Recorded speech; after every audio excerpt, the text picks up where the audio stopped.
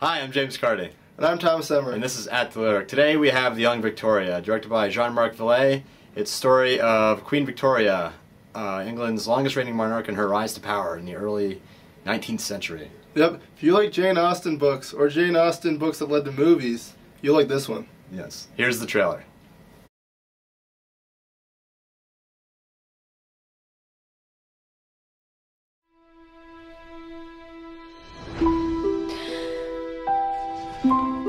I must have been 11 when I learned that I was nearer to the crown than I had thought. Her Royal Highness Princess Victoria of Kent. So I began to dream of the day when my life would change. And I prayed for the strength to meet my destiny. I pass the royal authority directed to that young lady. From now on, everyone will push you and pull you for their own advantage. You are unprepared. And whose fault is that? Should you ever need an ally, you have one in me. His Serene Highness Prince Albert. What is it? Don't you like her? More than I dared hope. There will be more than one vulture to contend with. Who controls the young girl most? Who controls England? I have no say in my own palaces. I am king! You will sign this order. I will not! How dare you! If you think that I will ever forget that you stood by and watched him treat me thus, you are dreaming. Sometimes I feel quite alone in the world. I know what it is to live alone inside your head, while never giving a clue as to your real feelings. She found the courage to follow her heart and to discover her destiny. Her Majesty the Queen. Do you ever feel like a chess piece in a game being played against your will? Do you? Constantly.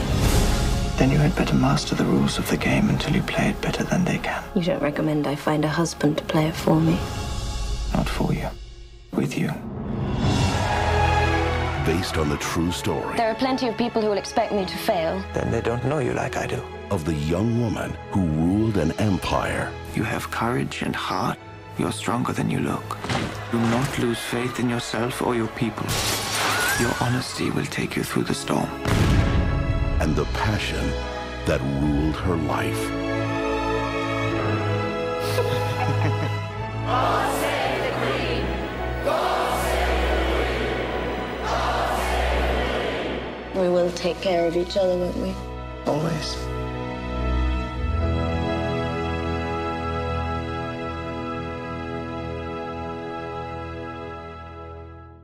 All right, Thomas, what did you think of this movie? Well, I felt like I wasn't reading a Jane Austen book, but Yeah. it sure felt like it. It's Yeah. one of those 19th century English chick flicks, really. In Victorian England, or I like to call it Colin Firth England. But it's definitely one of those, dressed up all in the Right. that British garb, Yeah. and trying to woo the royal woman. Yeah, I know. It's ridiculous. I bet like all the money they spent on the costumes for this movie cost more than they even paid their whoever wrote the screenplay or something like that. Movies like this, they kind of just exist for people to flex their acting muscles, sort of, and to me they're not really that interesting, and this one falls into the not interesting category too, because honestly not a lot happens in this movie. Yeah, there's, I guess the brief moments of really edge your seat, I guess, are kind of when Sir John Conroy is jumping out behind doors and then breathing heavily in his attempts to get the romantic. Well, he's trying to usurp the young queen's power, Yeah. pretty much, is what he's trying to do. There's like a kind of a non-love triangle in this movie that it could have been something, but then just wasn't, which may be historically accurate, but makes for kind of a boring movie. Two guys standing around doing a lot of nothing. Pretty much, yeah. Imagining what it would be like to be with the queen. Yes, that's exactly right, actually. Prince Albert, played by Rupert Friend, courts the queen from across the sea in Germany. Over the course of, I don't know, the passage of time is kind of unclear in this movie too. We don't know how many years it's been. But anyway, they're correspondence, and he's like, we're supposed to believe that he's in love with this woman that he's seen only like 2 or 3 times, but he keeps writing her and sending her like Schubert, piano pieces and stuff like that. And I don't know, I guess that's how you win the affection of a regent. Yeah, I suppose so, yeah. And then once he gets in office, of course you'll see it then, but He's I guess he's the least sufferable of the other three, though. Yeah. So, or the other two. So I guess that is the audience satisfaction there. Yeah, the most sufferable, you mean? Yeah. Oh, the yeah. most sufferable, yeah. So I meant.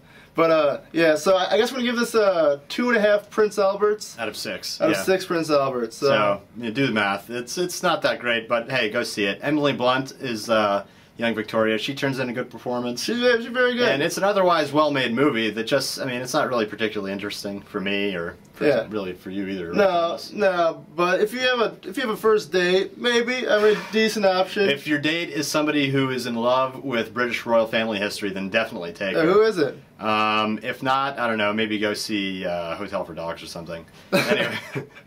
Anyway, that's all we got. Make sure you catch the Experts Lounge tomorrow. Oh. Yeah. That's it. Take it easy, folks.